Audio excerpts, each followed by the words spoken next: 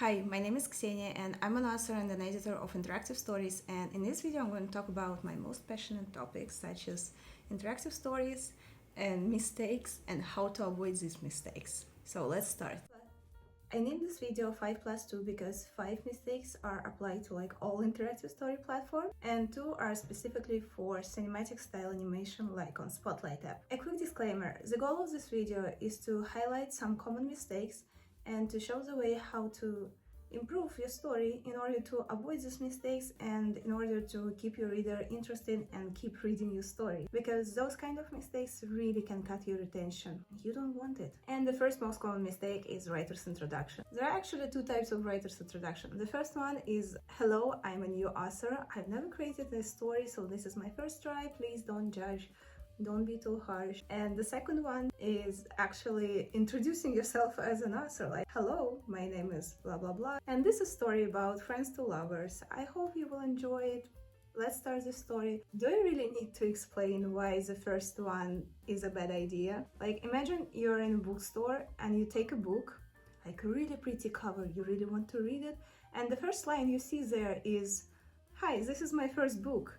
I hope you'll enjoy it. Like, will you actually be buying this book? I don't think so. Well, at least I will not buy it. Maybe people out there are kinder than me, but I don't think so. This is what instantly can turn reader off. If it's your first story, you already published it, like, you should be proud of yourself and let the reader judge it. Just don't tell it your first story. They can go to your profile, they can see this is your first and only story, and they will make their judgments, they will make their opinions on it. Maybe they will love it, but because this line, like, this is my first story, please don't be harsh, exists, they may actually just immediately quit your story, and you don't want it.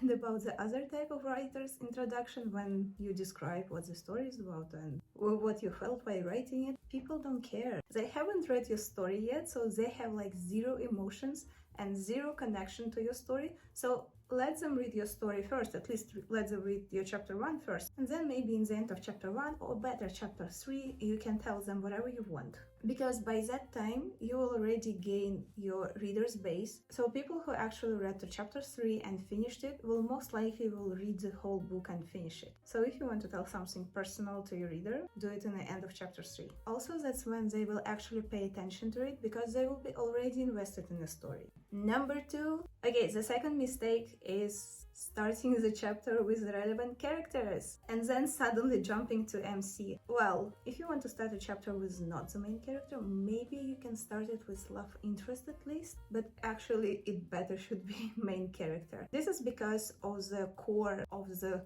whole purpose of interactive stories. They're about main character and they're about reader going into the story and learning this story through the main character. They're living the main character's lives. Starting the chapter, starting the story from some other characters, maybe they will be relevant, like, I don't know, sometime in the future. It's really a bad idea. Readers are already confused when they enter your story and they want to see themselves. They want to see the main character who can they customize maybe as themselves or maybe as their character and go live through the story. Give them what they want. That's why they play interactive stories, basically. Well, I cannot speak for all people, obviously, but this is some kind of foundation of the interactive stories genre. Here I would also mention flashbacks, and especially flashbacks with some other relevant characters. If you really need a flashback, then do it when it's relevant. And you can do it through the dialogue with the main character, so people will see how this flashbacks is relevant to the main character. Or maybe you just don't need this flashback at all. It's also a possibility. The third mistake would be exposition. A lot of exposition. It actually happens a lot in fantasy and sci-fi stories, less in romance, but also can be like, for example, if you're describing some dark mafia criminal world. Let the reader know about the world of your story through the main character. Introduce the facts and the world building when it becomes relevant. That's the golden rule. And introduce the facts through the dialogues. That would be the best way. The next mistake would be not introducing the conflict at all. If your chapter 1 doesn't have a conflict, people most likely will not read it, will not continue reading, and will not know what the conflict is, especially if there is a certain conflict mentioned in your story description and you do it in chapter 3 or even in chapter 5. People will not get there. If they will not get this conflict in chapter 1, they will not continue reading because it's already not what the book promised. And you don't want to lie to your readers, you don't want to disappoint them. So you wrote this conflict in your story description, then introduce this conflict in your chapter 1. If you are not sure if you actually have a clear conflict set in chapter 1, you can find some beta readers or just simply ask your friends to read your chapter 1 and then you ask them questions. What the story is about, was it clear, where the story goes, what is the conflict. Of course, before you shouldn't tell them everything about your story, like let them just read it. And then you will ask your questions and see the replies. Number 5, and this is actually the number of how many characters you should introduce in your first chapter. No more than 5 key characters, and preferably no more than 3 characters interacting in a scene. Actually, even 2 characters in one chapter is enough to introduce the conflict and stakes and everything. For example, in my story, She-Wolf, in the first chapter there are only 2 characters. The other, they show up in the very end of the chapter. And like the whole conflict, the whole situation about main character, about love interest is created through the dialogue of main character and love interest. You can go and read it on Spotlight, so you know what I'm talking about. But back to the topic. Do not introduce more than 5 characters in your first chapter. And those 5 characters, they actually should be really different so people would be able to remember them. Those characters, like the reader should be like, oh, okay, so this is character who wants this. And this is a character who did that and he's the bad guy or she's the bad guy.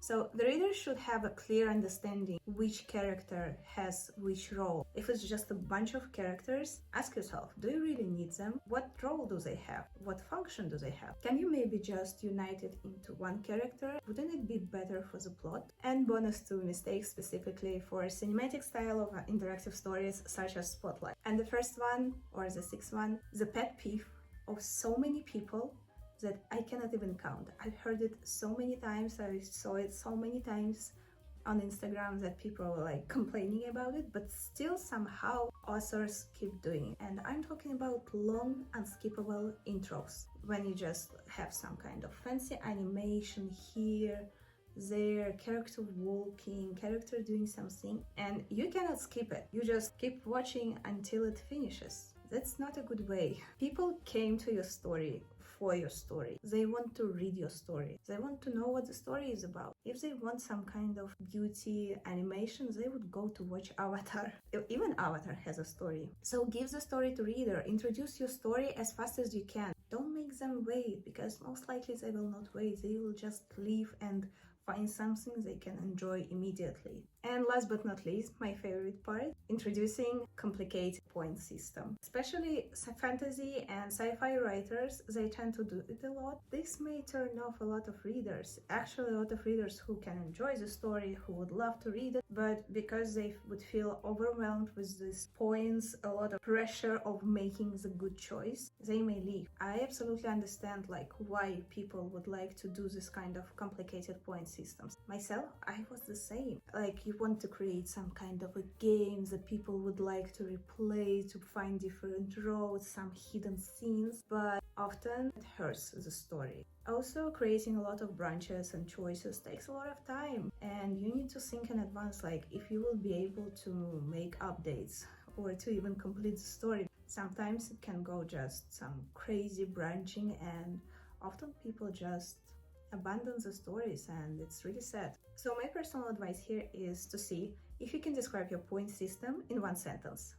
If not, maybe you don't need this kind of point system. Maybe you just can do special branches within several episodes. That's all for this video. I shared 5 plus 2 most common mistakes in visual novels, interactive stories. I hope it was useful. I hope you learned something new. Click the upvote if this video was useful for you. Also, you may want to follow my channel because I'm going to do more videos. Thanks for watching and have a good day. Bye bye! I can't believe that while filming this video, I actually forgot to introduce myself. So the introduction part in the beginning of the video is actually it was recording just now. the next day. So I recorded the video yesterday, and now I just set to my laptop to edit it, and I was like, wow, I did not say who I am. That's so professional. Well done. Way to go. A great start for YouTube.